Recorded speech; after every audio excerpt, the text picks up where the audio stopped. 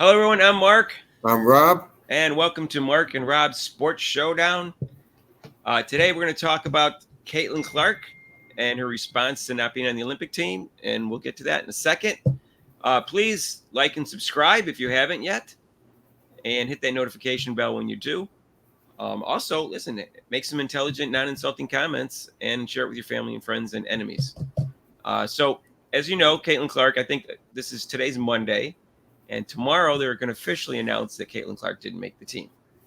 Uh, Anyways, she was apparently telephoned ahead of time. She knew she wasn't going to make the team. And she when she got interviewed by the press, she took the high road and said, "Good luck to them. I'm happy for them. I knew it was going to be difficult. They're all great players." She really was very complimentary. Called them all girls, which I found interesting because they're all between the age of 26 and 42. They were actually an old team, which is a concept we're going to get to in a second. But when she spoke to her coach, Coach Sides, and Coach Sides was talking about the response that she had. She said, "Well, they woke a monster." Mm.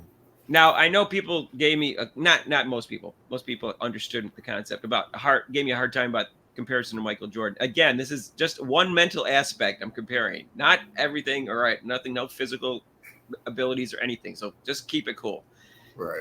I consider him the most competitive team athlete I ever saw, and I see that in her.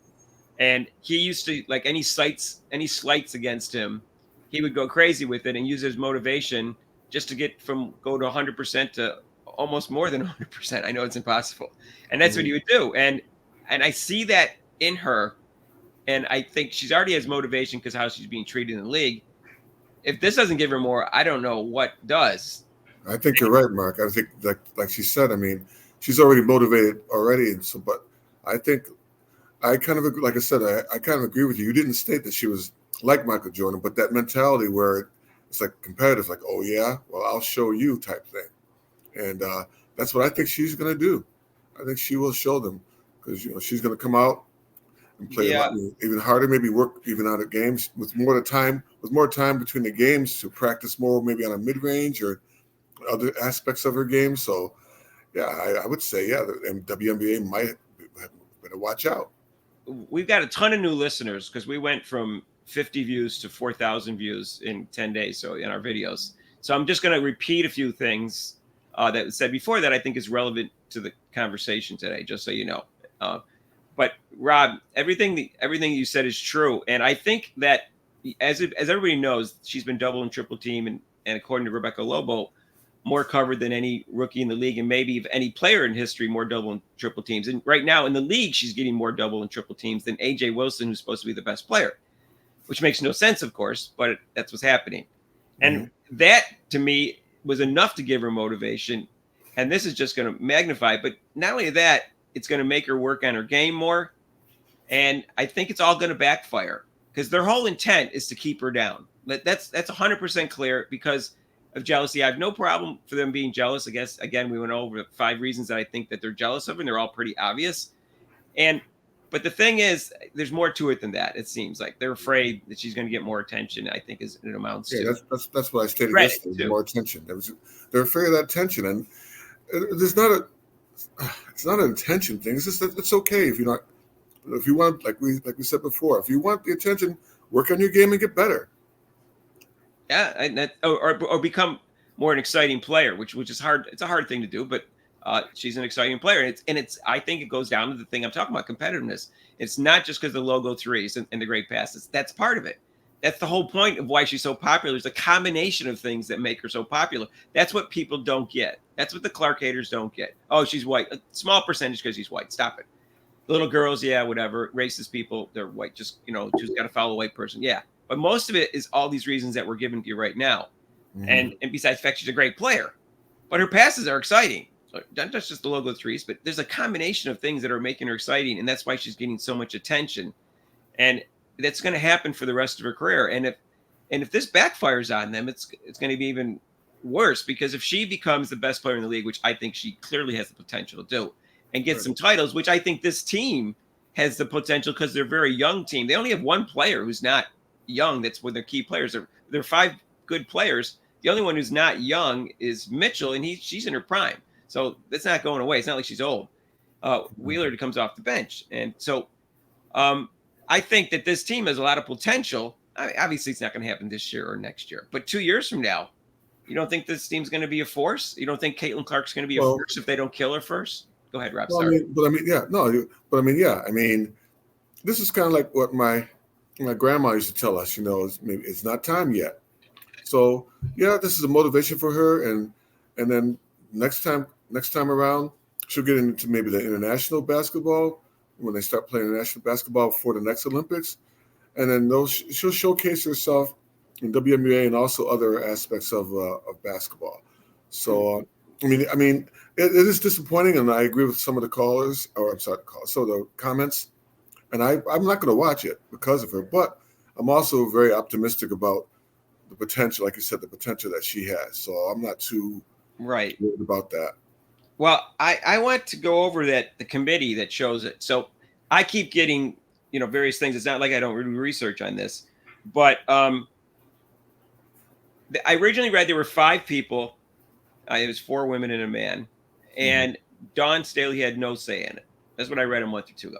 Now it turned out Dawn Staley said that there's 5 people. Now I read that there's 6 people, and Dawn Staley is one of them. And the person that's the head of the committee is Jennifer Rosati, chair of the U.S. Women's National Committee. Now, it turns out she was a Connecticut player. And it turns out that Diana Taurasi's on the team and shouldn't be on the team. And all you Diana Taurasi fans, please stop it. Yes, she's a great player, but she doesn't belong on the team. Okay, we don't need her leadership. They got plenty of leadership. All the women are besides her, between the ages of, 26 and something. They're all veteran players. Okay, so they don't need her leadership. And she doesn't belong on the team just to give her a 6th gold medal. It's just not fair even if it's not Clark, even if it's I guess was one Akia that I mentioned yesterday, or any other player that you think should be on there. It just isn't right because her numbers aren't up there. She hasn't made the All-Pro team in 4 years, and she's a defensive liability. So just please, I get that she was a great player. I mean, she has a medal. Yeah, she's got a medal. She's had her time. Just let the young women come in and get their accolades and stuff. And she's had her time. So I mean, it's okay. You don't have to be there. I mean, the main thing. What is she going to be, the team leader? They say. I don't know about that. No, a lot of people don't like her, so I don't even think that's a good thing. Yeah. So, not just Clark fans. I'm talking about right. And she's not. She's an abrasive person. She's a bully. I wouldn't even want her on our team if she was qualified. But right. I'm not saying take her. Like I said, last Olympics, 2021. In 2020, she made the All-Pro team. 2021, she was probably still one of the top 12 players in the league. She deserved to be on the team. So I'm not like being, anti-Taurasi to the max. I'm just saying, I'm trying to be objective about this. She belonged on the team last time. Not anymore. Yeah. So anyways, this woman is from Connecticut. This woman's from Connecticut. You think that has anything to do with the fact that there's no way Taurasi was going to be taken off the team? And then there was 4. So there's 5 women and a guy. And I don't know, someone said they were all black. I didn't look them up because I didn't want to know what race they were. I didn't want to know whether they were lesbians or anything like that. I just found out she was Connecticut background. I just looked that up. So I don't know if that's true, but I know that the reason they give is silly because they're going to be blowout games, and Caitlin Clark will get some playtime if she's on the team. Well, also, like I said, NBC. The part of the Olympics is for people to watch it, and now you've already turned off most of the comments that we saw. Is like, well, I'm not going to watch it. I'm not going to watch it. Right, and the defensive thing is Caitlin Clark has improved her defense this year. So she's got 1.5 steals and almost 0.9 blocks, which is great for a guard. So, that's another thing is that in the Olympics they've always done this since they had pros on the NBA team and in the NBA team. They've always had young players. They had Taurasi, they had Breanna Stewart, they had Candace Parker. They all did it as a freshman. Okay, coming out of college. So I don't see any difference. They always Diana Taurasi didn't establish herself as one of the top 12 players in the league right away. Okay, right. When she came out and she got put on the team. So tell me why they always put young players on, like 1 or 2 young players, of course, to get them experience for the next Olympics. So that is a good reason. What they don't always choose the 12 best players for that reason, and for also because they need 1 or 2 role players. And Caitlin Clark is the best passer in the league, hands down. And she's a great 3-point shooter, which is important in international basketball. Yes, exactly. And so that even though, she may not be one of the top 12 players, I'm saying I can't tell because of the fact that she's been double teamed and triple teamed so many times. It's really hard to tell. I mean, they had such a tough schedule, a clueless coach, new teammates, new league. And it's really hard to tell whether she's established stuff as one of the top 12 players in the league. But she's close. Mm-hmm. And she's a good role player for that team, especially since even if Chelsea Gray comes back, she still will be coming back from an injury. She's not going to be 100%. Oh, someone made a comment about this, by the way. They said those women are so vindictive. Even if Chelsea Gray is still injured, they'll keep her on the team and then just not play her. Just so because Caitlin Clark will be the person to replace her because they're going to be short a point guard. There's no pure point guards on that team. So people gave me examples of other players who are forwards and guards that should be on the team over Caitlin Clark. They don't have any pure point guards on the team. So I don't think those are good arguments. I think she fits the role that they need. And that's the reason, even if she's not in the top 12, she's in the top 15 or top 20, and she's a young player, and they put her on the team. And this is their tradition that they've done in the NBA and the WNBA. And they're suddenly making an exception now because of the fact that why? Why are they making an exception now? Because they don't want her on the team because she's going to get too much attention. That's right. There we go. That's the whole factor right there. Like we've been saying all through our videos that jealousy, they don't want to push her out there. They're afraid to put her out there and be the main because they're afraid if she's on the Olympic team, they won't focus in on the other women players. It'll just be the Caitlin Clark show. But that's not true. That's not really true. I don't think that'd be true. I think they'd welcome her with open arms. It wouldn't because they want to win the gold. Yeah, if they kick Taurasi off, they don't. The rest of the players will welcome with open arms because they're going to love the passes they give her. Right. When they will. They may resent her right now, but they were going to love playing with her. I mean, for me, say like if I was them, and here's this young player coming in and they're getting all these notice. I'm like, okay, I want to see what she's about. And so if you start playing with her and you see her on the court and she's making passes and she's doing this and dropping threes, you're going to be like, whoa, this is cool. This is going to be. It was like Michael Jordan whispered in. Michael. Was that true? Make sure I got this right, Mark, about Michael Jordan whispering in Magic's ear or those guys. I'm coming. I'm coming for you. Whatever. I'm sure he probably said that once or twice. And that's the thing. That's what I feel. You can disagree. It's obviously someone's going to get screwed over, and that happens. That happens in the All-Star selections. There's always one or two person who you could argue as good as the one or the first or second last person that was picked for the team. And there was some good examples. Someone says stats about like 5 players. I get it. It was a good comment. They're all deserving, but I think Clark is more deserving. And I think that Taurasi. I think the number one issue here is Taurasi doesn't belong on the team. Okay, that's the first issue. I'll agree with everybody on that. Right. And the number 2 is, who should it be? And yet a lot of women are getting screwed, including the woman we mentioned yesterday. And I'm sure there's 3 or 4 other examples that they go, watch the WNBA. I said, that's not really the issue. The issue is yes, someone's going to get screwed over because that always happens at everything, even an all-star selection thing. Someone's always close and you can make an argument for anybody. Right. But, they went into this year determined, thinking she's got all this attention and we're going to show that she's overrated. And they did everything they can to try to do that. And then they got a rough schedule, and people can call those excuses all they want. Like I said, clueless coach, players who can't catch her passes, refs who give her fouls that don't belong fouls. And she gets fouled and she tries to pass it away and she gets fouled and it's a turnover and things like that. 2 kickballs that weren't called, that we called turnovers, things all sorts of things. Unbelievable. It seems like everything's against her. And I think, yes, in isolation, those sound like an excuse, but in totality, what I'm saying is those are reasons for why our numbers aren't as good. And I don't know if our numbers would be 10% better, 20% better, 30% better, 40% better, 50% better if they guarded her like a normal star rookie. But they didn't, so I don't know. And we'll find out in the second, the last 3 quarters of the season. Well, we'll see. We'll see tonight. They're playing Connecticut Sun in Connecticut. First time they got blown out by them, but the second time they only lost them by 4, 88. And they did improve. He's going to come out. She's going to watch out though. The Connecticut Sun lost to the Liberty last night, and they were undefeated. So now they've lost one game. Yeah, I saw that. So maybe they might be motivated too. But this would be a great game for her to really like to say, okay, I'll show you, and play very well against a top team in the league. That would be really nice to show that. Right. And in 2004, LeBron James and Dwayne Wade and Carmelo Anthony were all put on the team. Dwayne James was 18 years old, and he wasn't one of the top 12 players in the league back then. They put him on for development and for eyes. And did the NBA do something wrong? They didn't have to play him much. They didn't. He didn't play a lot. But, so there is a tradition to this, and there's a good reason for it. You want to give them experience for the next Olympics. So we don't have all these players are 26 to 42. 4 years from now, if you can count, that means we've got a really old team next year. Right. Next time, 30 athletes hit their prime. There's a statistician, it's like Bill James, I think, and he did this thing on athletes in baseball and team sports. And this is true for all sports, he found out. And this is like 25 years ago. And he said all their athletes hit their primes between 25 and 29.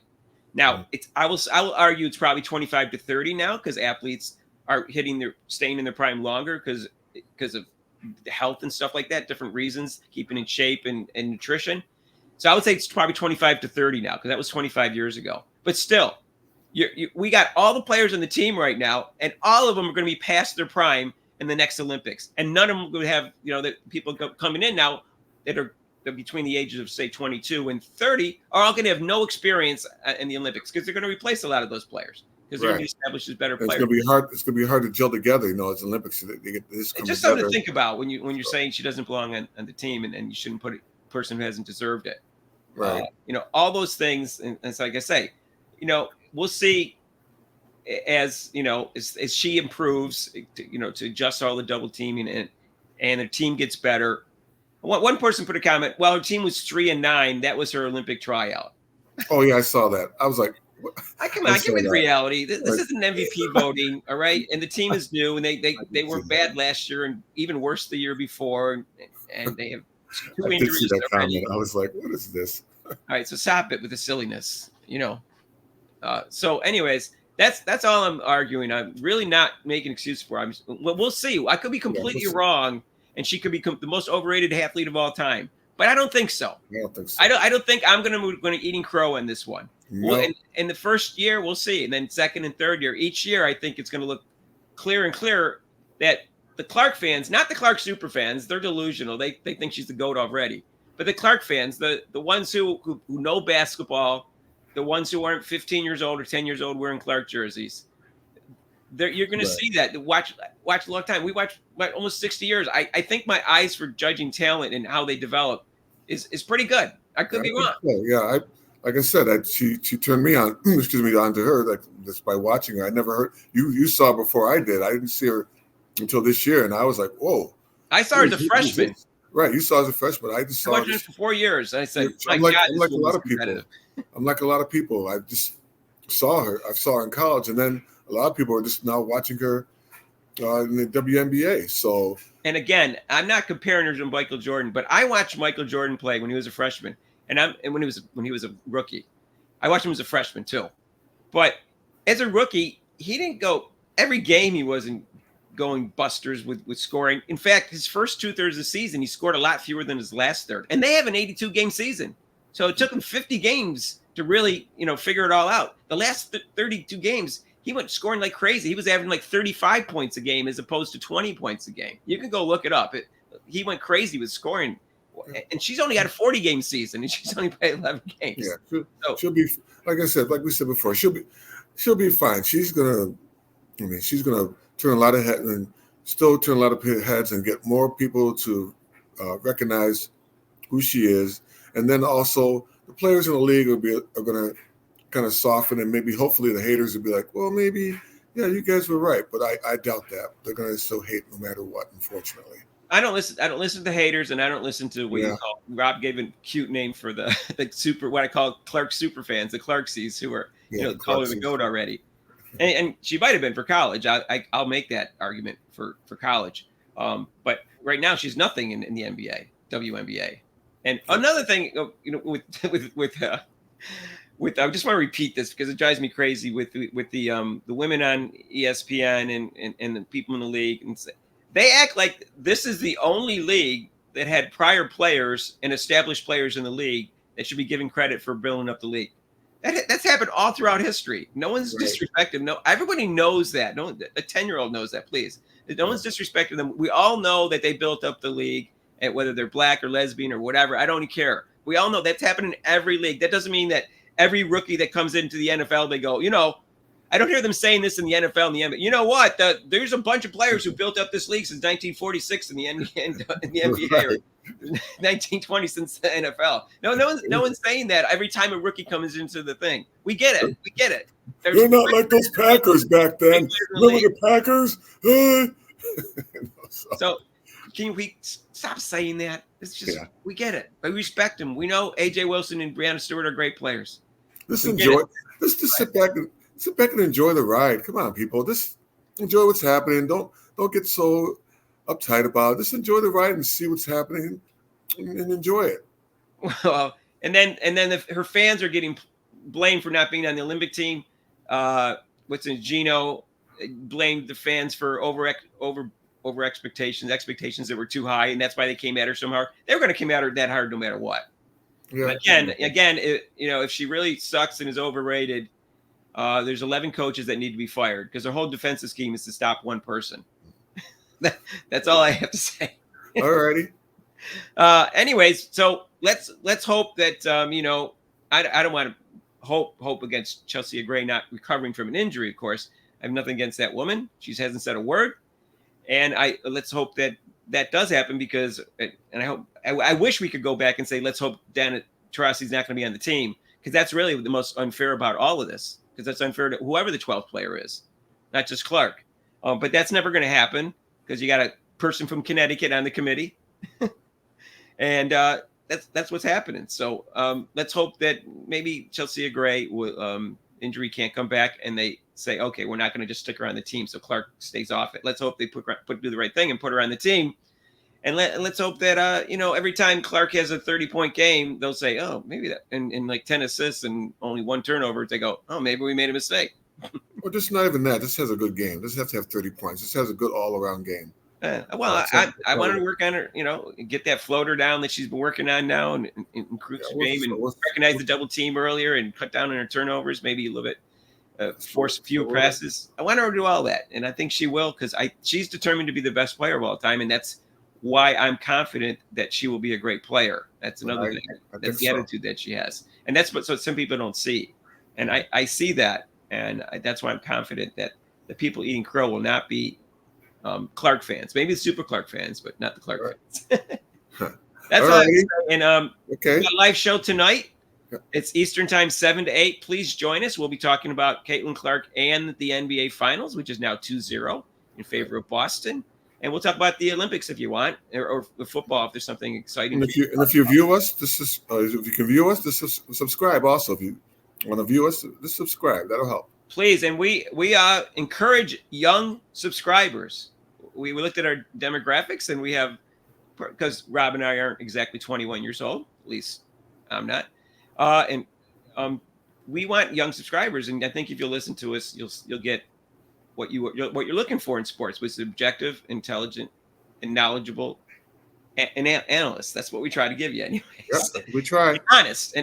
We're not puppet heads who are characters and just making up things and just root for our team. We're not doing that. We criticize Caitlin Clark all the time, just so you know, and we do.